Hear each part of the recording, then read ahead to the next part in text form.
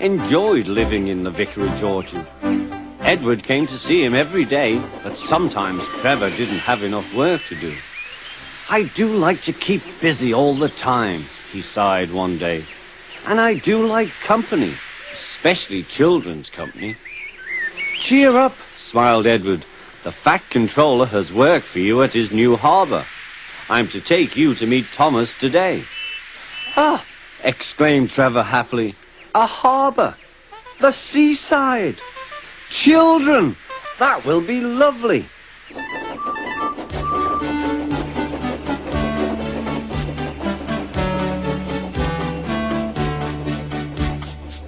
Thomas was on his way to the harbour with a trainload of metal pilings.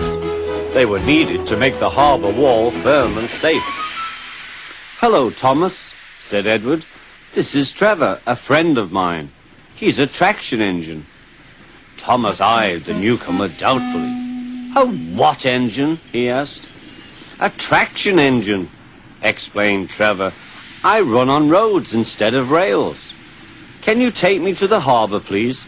The Fat Controller has a job for me." "Yes, of course," replied Thomas, but he was still puzzled. Workmen coupled Trevor's truck to Thomas's train, and soon they were ready to start their journey.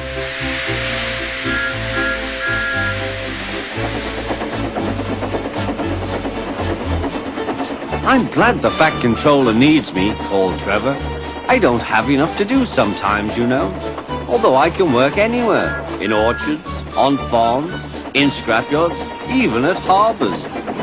"But you don't run on rails," puffed Thomas. "I'm a traction engine. I don't need rails to be useful," replied Trevor. "You wait and see." When they reached the harbour, they found everything in confusion. Trucks had been derailed, blocking the line, and stone slabs lay everywhere.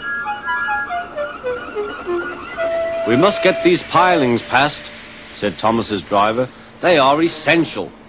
Trevor, we need you to drag them round this mess." "Just the sort of job I like," replied Trevor. "Now you'll see, Thomas. I'll soon show you what traction engines can do." Trevor was as good as his word. He dragged the pilings clear with chains and towed them into position. "Who needs rails?" he muttered cheerfully to himself.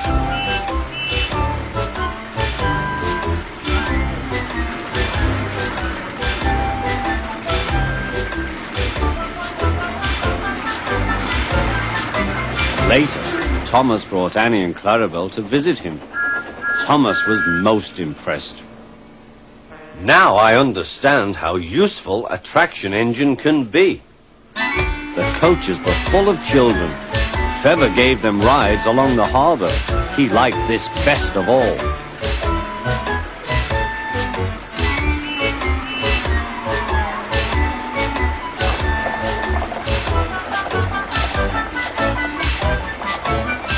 "He's very kind," said Annie. "He reminds me of Thomas," added Clarabelle. Everyone was sorry when it was time for Trevor to go. Thomas pulled him to the junction. A small tear came into Trevor's eye.